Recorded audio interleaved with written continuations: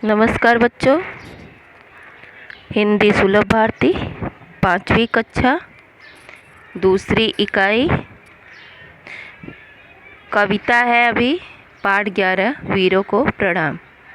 तो ये देखिए, हम पहली कविता दूसरी इकाई में हम अभी कविता पढ़ रहे हैं। पाठ 11 वीरों को प्रणाम।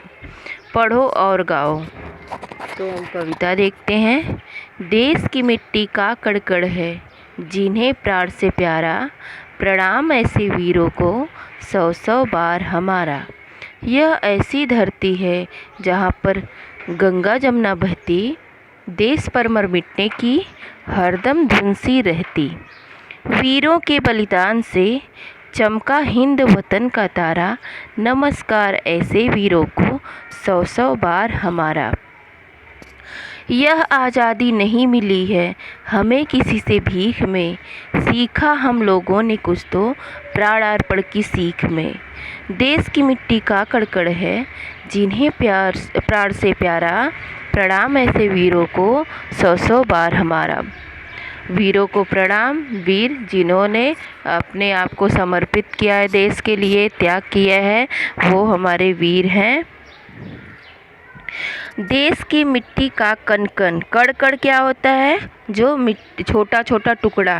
तो जो देश का छोटा छोटा टुकड़ा है, देश का जो मिट्टी है, उसके छोटे छोटे टुकड़े से जिन्हें प्राण से प्यारा, जो हमारे वीर हैं, जिनको हमारे देश की मिट्टी के छोटे छोटे टुकड़े से प्यार है, हमारा प्रणाम। प्रणाम यानी नमस्कार।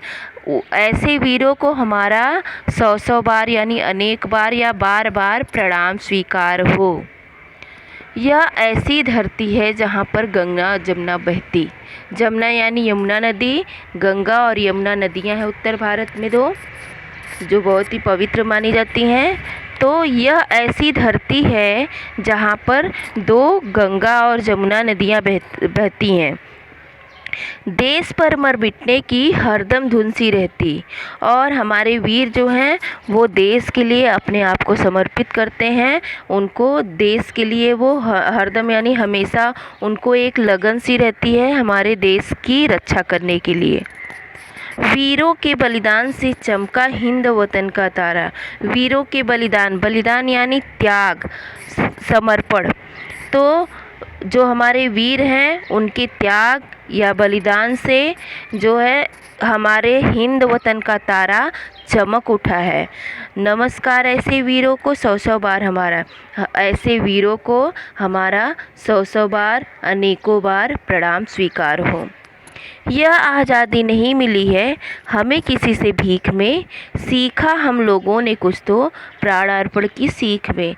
जो हमें यह आज़ादी जो हमें मिली है ना, हमारे देश की आज़ादी, ये जो भी आज़ादी हमें मिली है, वो हमें किसी से भीख में नहीं मिली है, हमें किसी ने भीख में नहीं दिया है। सीखा हम लोगों ने कुछ तो प्राणार्पण। प्राणार्पण यानी प्राणों को त्याग करना।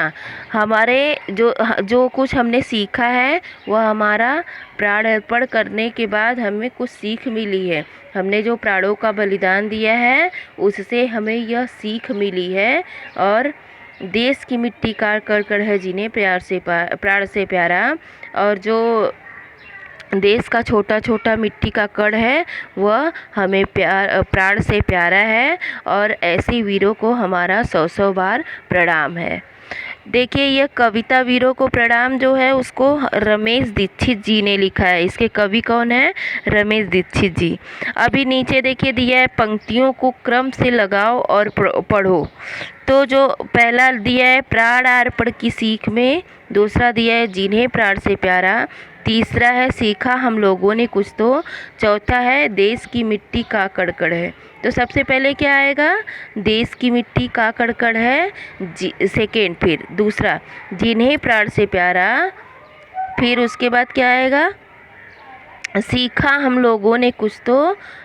फिर उसके बाद प्राणार्पण की सीख में, या फिर ऐसे भी आ सकता है, सीखा हम लोगों ने कुछ तो प्राणार्पण की सीख में, देश की मिट्टी का कड़कड़ है, जिन्हें प्राण से प्यारा।